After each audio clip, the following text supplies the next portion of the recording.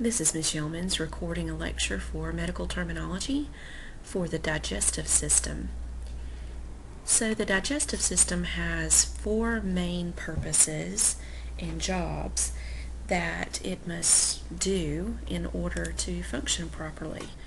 And those four things are ingestion of food, digestion of food, absorption of nutrients, and elimination of waste. So if you think about the things that the digestive system really needs to do when you think about yours, those are all the things that need to occur. So let's just start talking about the different parts and pieces of the digestive system, along with some of these terms that go with the digestive systems, the combining forms, the prefixes, and the suffixes. So another term for the digestive system is the alimentary tract. So it's not one that's commonly used. It kind of even sounds funny, but you might hear that term in the future. So we need to make sure that you're aware of it. So let's look at the functions of the accessory organs that are in the digestive system. And we'll talk more about what those organs are that are in the accessory organs. They aid in chemical breakdown of food, filtration of blood, they break down those toxic chemicals, they store iron and some different vitamins that we need, the synthesis of those plasma proteins, and then of course the regulation of that blood glucose in our blood. So we understand that some patients have too high of blood sugar and too low of blood sugar, and they are termed diabetics. So we'll look a little bit more into that in just a moment as well. So there's three classifications of nutrients, and these are really fun to learn about because they all are really good ones. So we have carbohydrates that are actually termed as our starches and sugars. And the combining form for sugar is glyco, and then the combining form for starches is amylo. We also have proteins, which is proteo, and then fats, which are lipids. I bet we can all think about different foods that fit into those categories. So some of those digestive chemicals, those are bile, which is often termed bili or chole. And then those enzymes that are broken down specifically are lipase, lactase, proteinase, and amylase. Notice that they all have that ASE ending. So those are all the enzymes that work within the digestive tract in order to help break down the different things that we consume. So we also talk about here within this portion of the text all of these other terms that go along with the digestive tract. Make sure that you're reading through those and understanding those. Some of these terms may sound pretty familiar, such as this orexia. You've probably heard of anorexia. So if orexia means appetite, remember anytime we put an A or an an in front of a term, that means no, not, or without. So for this term, anorexia, no, not, or without appetite. But I bet that is not what popped into your head when you heard that term. Probably a picture of someone who looks very malnourished. But we'll get into that a little bit later into the text. And then some of these other terms that we just talked about, those combining forms that go with those. So let's just take a moment to actually look at the structures in the digestive tract. So if we think about the very first place that we can take in food and drinks, that would be through our mouth. So we start with number one, of course, being the mouth, and then going through the tongue and the teeth. And what the cool thing that we have to remember here is that digestion of food actually begins in the mouth with some of those digestive chemicals in our saliva, as well as breaking down the food with our teeth, that's starting that chemical reaction for digestion. So it's pretty cool. So we, of course, take food in through our mouth, and then our teeth grind that food up and chew it, and then we swallow it. When we swallow that food, that big bulk of food that's been chewed up is actually called bolus, B-O-L-U-S. So once we get that into our throat, it actually goes through the pharynx, down through the esophagus, which leads to the stomach. Now remember, back from the respiratory system, the long windpipe is the trachea. So what keeps food and drink from going down the trachea versus the esophagus?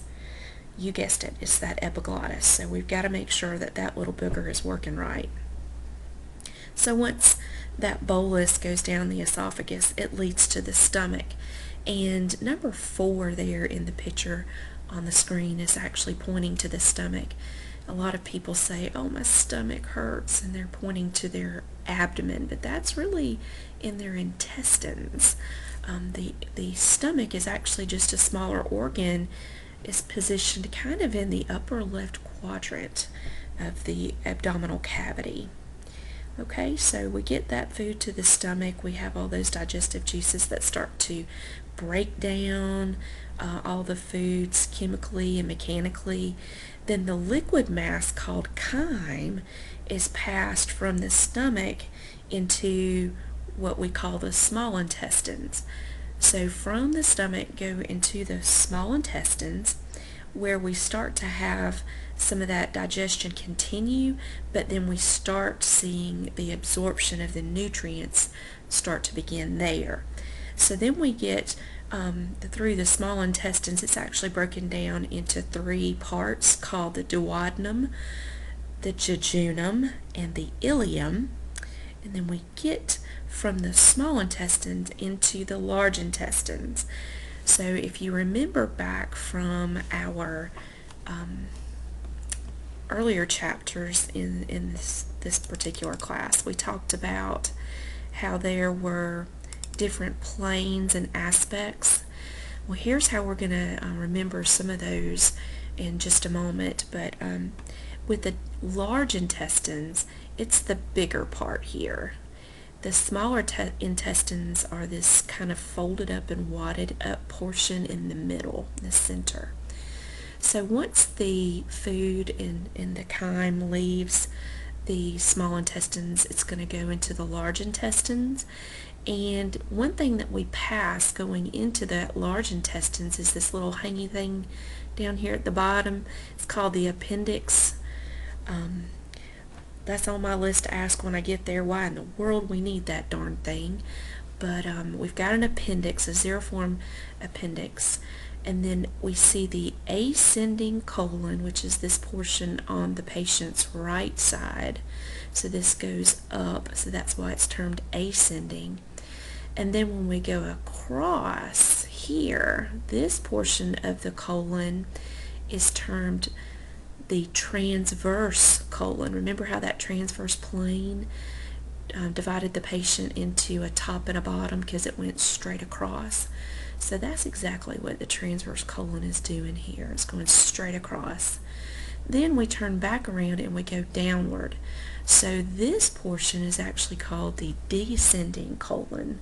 So if we ascended over on the patient's right side, we've got to descend on the left side. Then once we get past the descending colon, we get into the sigmoid colon and then down to the rectum and the anus, where the food and the chyme, we've gone through the whole process of digestion and absorption, and now we're to that elimination phase. So I know that was a lot of information, but it really makes a lot of sense as to how our digestive tract works from top to bottom. So here's some more of those prefixes and suffixes. Remember to make your note cards so you can study those, or if you're using Quizlet, that's another good way to do your note cards for those combining forms, prefixes, and suffixes. This is a table format just to kind of look at the way that we just described food coming in, going through the whole digestive system. And some people's eyes and brains work better by seeing a table format, and I'm so glad the publisher made that available for you. All right, so moving into the next portion, which is talking about the oral cavity. And I know you guys have all heard the term oral, but this prefix is actually not a prefix here. This is actually a combining form, or O, and then the ick, ack, ow, remember that was pertaining to. So this is pertaining to the mouth. So oral cavity is pertaining to the mouth. So if you look in the mouth, you can see that there are a ton of teeth. They're all shaped different because they have different jobs. The ones in the very back are for grinding, and that's where we're really seeing that digestive process begin in our mouth, with the grinding and then the adding of the saliva chemicals. And then these front teeth here are for biting and tearing. So that is on the top and on the bottom of the mouth for the teeth. I'm not going to have you to name those teeth or to number the teeth. That's not important for this class, but you do need to understand the purpose of the teeth. So some of the other portions of the oral cavity that do have some importance, the frenulum here at the top and on the bottom lips. That is that little piece of tissue that connects between your gum and your lip. And sometimes there are patients that are born with too much of that tissue connected, and it interferes with their eating and drinking and eventually with speech. So there's a small little procedure called a frenuloplasty, where we can go in and actually just snip away some of that excess tissue to where it's not attaching the lip to the gums too much. And that helps the patient with speech and eating and drinking. Other things that we see here in the oral cavity, this little hangy down toothicky thing in the back of your throat, that is actually called a uvula. Then on the sides here, flanking the uvula, are the palatine tonsils. So a lot of times we think tonsillitis. Well, it's these darn things that are inflamed. And if you've ever had your throat swabbed for strep, well, that's the part that we're actually swabbing. We're going in with an applicator or a culturette, and we're swabbing here and here. And we're doing that, and then we're coming back out and we're sending that off to be tested. Alright, and then another thing that I want to discuss here with your oral cavity, two things. One, the tongue is actually termed as lingo. So when we talk about language, we're talking about how our tongue works to speak. And sometimes you might hear of a medication that is given sublingually. So that would mean underneath the tongue. Sub is below. And then the other term that I want us to be familiar with is these little pockets here on the sides of the cheeks. It's actually termed buccal or buccal. You might hear it termed or spoken in different fashions, but we oftentimes give medications buccally or buccally, whichever way your doctor wants to say it. And what happens is we put that medicine, it's typically a thick liquid that is absorbed through these mucous membranes here in the mouth. And that is typically used at end of life stage, trying to get our patients comfortable to end their life in a comfortable fashion, if you will. So here are some other terms that relate to the oral cavity, talking about orthodontist, periodontics. Remember ortho, remember what that meant? We often want to say bone, but oh no, ortho means straight. So let's remember that. Here's some of the other combining forms that we have to remember. Don't forget, these are very important. Okay, I like to think about glosso and lingo for the tongue. Anytime you look at a patient's tongue, it should be glossy, meaning that they're good and hydrated. And that kind of helped me to remember what that combining form was for the tongue. So I am going to try and do a couple more slides and talk a little bit more about the digestive system before I break and do another lecture for digestion. I don't want it to get too long. This is a great little slide showing you the salivary glands. Those are very important. Sometimes patients will get a stone in their salivary gland, and this causes an obstruction, meaning that sometimes they can have a lot of pain, can develop a infection, and we want to help them assist to get that little stone out. Sometimes you can actually even see those stones around the tonsils, and those cause some distress for our patients and oftentimes tends to make them very sick. Okay, let's see here.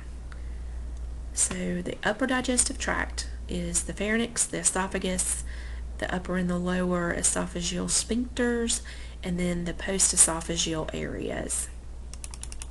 And I'm going to stop there, and we can pick up on the next lecture for the rest of the digestive tract.